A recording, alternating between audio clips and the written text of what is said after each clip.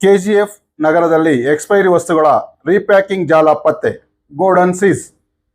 KGF ನಗರದ ಉರ್ಗೆಂಪೇಟೆಯಿಂದ ಯರ್ನಾಗನಹಳ್ಳಿಗೆ ಹೋಗುವ ರಸ್ತೆಯಲ್ಲಿ ಬಿಟಿಎಸ್ ರಮೇಶ್ ಎಂಬುವರ ಸ್ವಂತ ಗೋಡನ್ನಲ್ಲಿ ಕಳೆದ ಸುಮಾರು 8 ತಿಂಗಳಿನಿಂದ ಅನಧಿಕೃತವಾಗಿ ಎಕ್ಸ್ಪೈರಿ ಆಗಿರುವ ಗೃಹೋಪಯೋಗಿ ವಸ್ತುಗಳನ್ನು ಸಂಗ್ರಹಿಸಿ ಮರು ಪ್ಯಾಕಿಂಗ್ ಮಾಡಿ ನಗರದಲ್ಲಿ ಮಾರಾಟ ಮಾಡಲಾಗುತ್ತಿದೆ ಎಂಬ ಸಾರ್ವಜನಿಕ ದೂರಿನ ಮೇರೆಗೆ ಕೆಜಿಎಫ್ ನಗರದ ಸೂಪರಿಂಟೆಂಡೆಂಟ್ ಪೊಲೀಸ್ ಆಗಿರುವಂತಹ ಶಿವಂತ್ ಶಿವರಾಜ್ಪುತ್, ಸರ್ಕಲ್ ಇನ್ಸ್ಪೆಕ್ಟರ್ ಅನಿಲ್ ಕುಮಾರ್ ಹಾಗೂ ರಾಬರ್ಷನ್ಪೇಟೆ ಪೊಲೀಸ್ ಠಾಣೆಯ ಅಧಿಕಾರಿಗಳು ಜಂಟಿಯಾಗಿ ಕಾರ್ಯಾಚರಣೆ ನಡೆಸಿ ದಿನಾಂಕ 24/6/2026 ಸಂಜೆ 7 ಗಂಟೆಯಿಂದ ರಾತ್ರಿ 12 ಗಂಟೆವರೆಗೆ ಗೋಡನ್ ಪರಿಶೀಲನೆ ನಡೆಸಿದರು.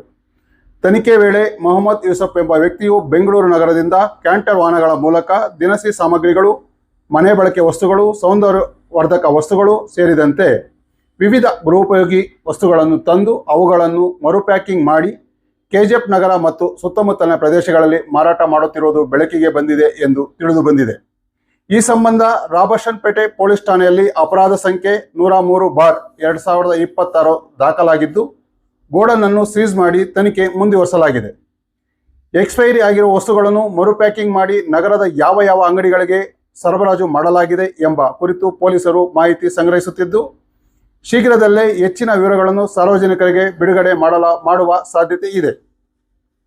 ಸಾರ್ವಜನಿಕರಿಗೆ ಒಂದು ಮನವಿ: ಗ್ರಾಹಕರು ಯಾವುದೇ ಗೃಹೋಪಯೋಗಿ ವಸ್ತುಗಳನ್ನು ಖರೀದಿಸುವ ಮುನ್ನ ಅವುಗಳ ಉತ್ಪಾದನಾ ದಿನಾಂಕ, ಎಕ್ಸ್ಪೈರಿ ದಿನಾಂಕ ಹಾಗೂ ಪ್ಯಾಕಿಂಗ್ ವಿವರಗಳನ್ನು ಪರಿಶೀಲಿಸಬೇಕು.